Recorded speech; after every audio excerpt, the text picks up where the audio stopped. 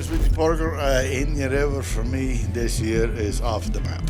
And we need to get some money coming in because we're going to be broke very soon. Parker Schnabel, one of the youngest stars on Gold Rush, has amazed fans with his bold decisions and hard work. Recently, he took a massive gamble by investing $160 million in a risky mining venture, and it paid off big time. This young miner has grown up on the show, leading his team to success season after season.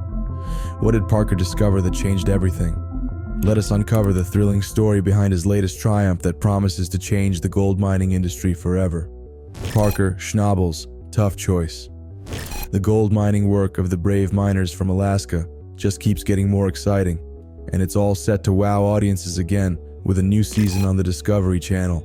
This season is full of big discoveries, reaching new levels of success and taking on even bigger challenges.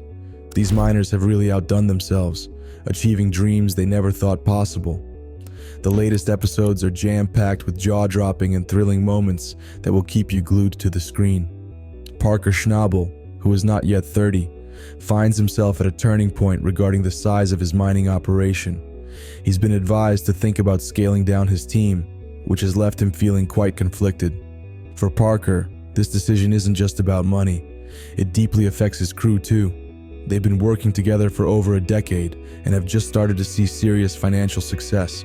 Together, they've fine-tuned their mining operations and have unearthed gold worth over $100 million. So, how much gold are we talking about? Well, consider that 1 ounce of gold is currently valued at more than $2,000. Keep in mind that gold prices can fluctuate depending on various factors. Parker's team, which includes dozens of dedicated miners, has been working together for years to dig up the finest gold in the Yukon Territory. They've managed to extract over 50,000 ounces of top-quality gold, which makes them one of the leading gold producers in the area. If you crunch the numbers, they've made well over $100 million from their efforts. However, after 10 successful years at the Indian River, Parker and his team feel like they've tapped out the potential of the area. Their permit for mining there has expired, and they chose not to renew it. But this doesn't mean they are thinking of retiring or giving up on mining. On the contrary, Parker sees this as an opportunity to aim even higher. To continue his lucrative gold mining empire, he needs to find a new spot with plentiful gold reserves, something even better than what the Indian River offered, or he risks having to reduce his business scale. The new challenge facing the Schnabel team is fraught with risks. They're moving away from the well-known Indian River to a completely new area. They'll need to start from scratch, figuring out the land and how much gold it might contain. Parker has ensured that they have everything necessary for this new adventure. New workers, more mechanics, the right equipment, and a thorough understanding of the new area. But where exactly is this new spot? Parker has secured a deal for land in Australia Creek. This plot is special because it's one of the last untouched areas in the region. The gold mining industry is ancient and attracts those who are passionate about hard work, the excitement of discovery, and the idea of financial independence. It's certainly not for the faint-hearted, as starting in this field is riddled with obstacles. For centuries, miners have been drawn to the Klondike, a massive and rich gold region, driven by the hope of striking it rich. This area, located southeast of Dawson City and near Parker's former claims, has been a hotspot for miners. However, his new spot in Australia Creek covers a massive 8,500 acres of land that was previously overlooked by the early miners who rushed to the area in search of gold. But why did Parker pick this particular spot? Despite being untested, it was one of his few available choices, and with time running out, Parker had to make a decision to secure the lease for the next mining season. He agreed to pay the landowners a share of any gold found as part of the leasing agreement. Furthermore, he needs to confirm that this land contains enough gold to justify setting up a massive mining operation, potentially worth millions. To explore the potential of Australia Creek, Parker begins with a map that shows the results of their initial drilling tests. These test results act like clues, pointing out where the richest gold deposits might be. However, drilling must be conducted carefully to avoid hitting areas with poor gold quality, which could result in huge financial losses. They depend on Tyson Lee, a team member, to find the best spots for digging. As they review various test sites, they encounter a frustrating issue. The numbers on the drill sites don't match those marked on their map, adding another challenge to their adventure. As Parker makes a tough call, another Yukon legend is planning a big season. The stakes are rising, and every decision matters. Fixing drilling mistakes with Parker's clever plan. Parker Schnabel is known for his high standards when it comes to gold mining, and he doesn't let mistakes slide easily. When he notices that the markers on his drill sites are off, he knows he can't afford to drill in the wrong places. It would be a costly error. To tackle this issue head-on, Parker decides it's time to bring in the best help available. He reaches out to Liam Ferguson, the best driller in the area, who works for Dean's Gold Resources. Eager to resolve the issue, Parker heads over to Dean's office, which is situated 10 miles north of his previous mining location at Dominion Creek. This area spans a massive 7,500 acres, about half the size of Manhattan, and is famous for its abundance of gold. Currently, Dean is interested in selling this land. To confirm that the land still holds as much value as before, Dean asked Liam to drill several test holes to showcase the land's profitability. Intrigued by the potential, Parker eagerly explores the possibilities that Dominion Creek might offer. The negotiation between Parker and Dean begins as they sit down to discuss the sale. They talk about a price for the land along with the mining equipment that's already there.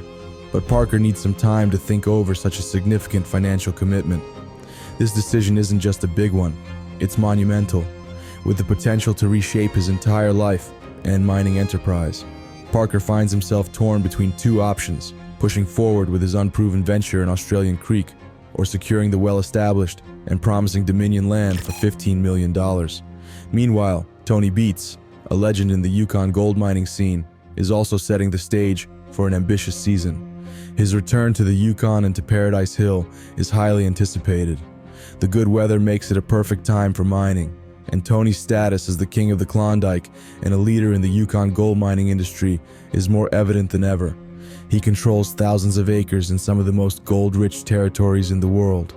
Each mining season starts with the Beets family tradition of preparing the new ground, setting the stage for what they hope will be a highly profitable period. Mike Beets, Tony's son, is actively working the land with a D11 dozer, eager to reveal the layers of gold below. At the same time, Monica Beets operates an excavator, busily loading rock trucks to clear a vast amount of unwanted rock and dirt. Monica notes that of all the Beets children, Mike is the one who genuinely enjoys the challenges and rewards of the mining business. Tony's goals for this season are particularly high. His team has managed to extract an impressive 6,000 ounces of gold, improving on the 5,300 ounces from the previous year, which had brought in $9 million. This season, Tony plans to mine the area between the 9 and 6 acre cuts that he worked on last year, and then expand into the surrounding hills in search of more lucrative gold deposits. This could potentially open up an 18-acre pit. The Beets family has a substantial inventory of equipment at their disposal, including 10 trucks, 3 excavators, and 2 D11s. The team digs down 60 feet and succeeds in uncovering gold worth over $4 million. However, they first have to clear out a large amount of worthless material to reach the valuable gold. They aim to complete this section of the dig by the end of the week, but their plans are disrupted when the frozen ground causes a ripper shank. The harsh climate near the Arctic Circle makes the ground challenging to work with, and with only 6 months available for mining each year, time is a precious commodity. Any delay can be costly. Despite these setbacks, Tony is determined to extract every possible ounce of gold before the season ends. Rick Ness's return isn't smooth, and his choices now could either revive his fortune or end his mining career. It's a critical moment for him. A new start after tough times. Over in Dawson City, Rick Ness is dealing with his own set of challenges. After a nearly 2-year hiatus caused by a severe bout of depression and significant financial losses, Rick is determined to make a strong comeback in the gold mining industry this season.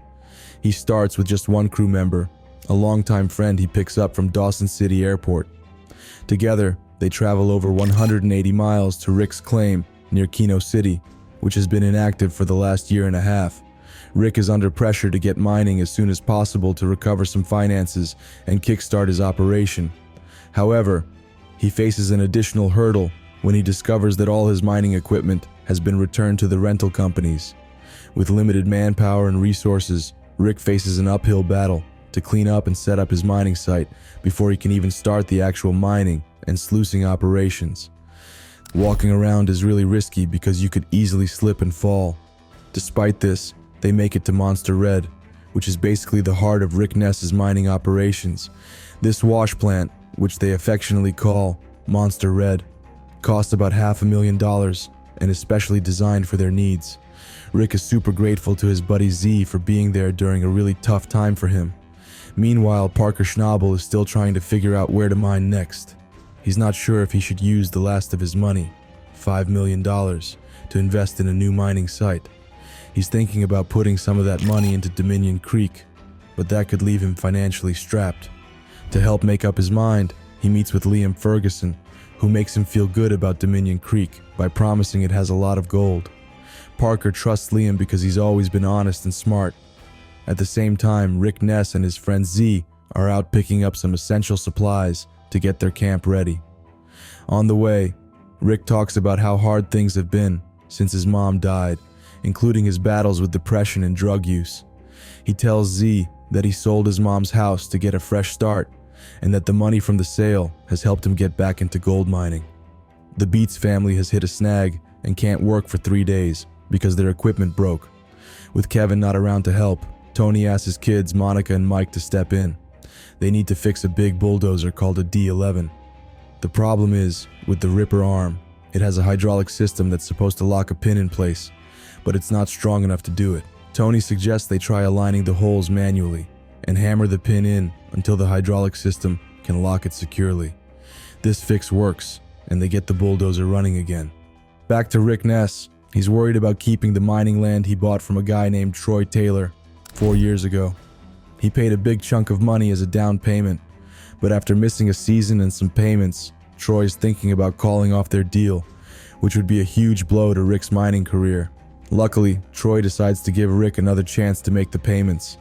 Elsewhere, Parker's main guy, Mitch, is back with the team. Parker gives him a warm welcome and asks him to check out their equipment, valued at around $2.5 million. Mitch heads over to Dominion Creek with a mechanic named Jordan and another friend, Tyson, to take a closer look at what they have. They find almost brand new machines and figure everything's worth about $2 million. While checking everything, Mitch and Tyson realize moving the huge wash plant would be really difficult, but they're pleased to see the other equipment in such good shape. With challenges mounting, everyone needs to step up, but some surprising turns could completely change what they expected for the season. Rick's urgent hunt for a loader. Rick Ness and his team are under a lot of pressure as they need to find gold by the end of this week. In order to make this happen, Rick is urgently looking for a loader to transport his essential piece of equipment, the Monster Red wash plant. He manages to strike a deal with 2 men, Craig and Lando, who lend him a loader. In exchange, Rick pays them with gold, which is worth $10,000 for a 2-week rental. Rick is eager to get started because a couple of years back, he had unearthed nearly $3 million in gold at a site called Rally Valley. He had to leave that site abruptly, but he had stored a month's worth of gold-rich dirt close to Monster Red, and another pile not too far away, about 1,700 feet distant. Either pile could seriously boost his chances this season. However, just as he's about to start, Rick runs into a major snag. A crucial suction line from his wash plant is missing. He suspects it's been stolen and decides to track down the thief to recover his equipment. Over with the Beats family, they're facing their own set of challenges. It's been a week into the mining season, and Kevin hasn't shown up for work. His parents finally reach him, and Kevin informs them that he won't be returning. This news hits Tony hard, but Monica and Mike see it as a potentially good move for Kevin, who, like them, started working in the family business at a young age. Despite this setback, the Beats family pulls together to fix the broken equipment and get their mining season underway. Eventually, Rick finds out who stole his suction line and confronts the culprit, while Z is out looking for replacement parts since their original equipment can no longer be used. Meanwhile, Parker Schnabel is considering a big investment. He takes a helicopter ride to get a better look at a vast piece of land he's thinking about buying for $15 million. He brings a friend along to help him decide. As they fly over, it becomes clear just how huge the area is. It takes 10 minutes by chopper to cover the whole property. Later on, Liam shares the results of some gold tests with Parker, showing that a particular part of the land could yield 40,000 ounces of gold, which would be worth about $80 million. However, Liam warns Parker that extracting that much gold wouldn't be straightforward. Over at the Beats mining site, they've been dealing with some delays that were getting everyone down. Just when things seemed a bit bleak, Minnie brought in some great news that changed the mood. They've secured the license to mine the Indian River claim. Everyone's spirits lifted with the news, and there's a lot of excitement in the air about what they might find there this season. In a heartfelt moment, recognizing how much Z has supported him, Rick decides to give Z the first piece of gold they find this season. It's his way of saying thanks for sticking by him. Meanwhile, Parker Schnabel is making some big moves himself.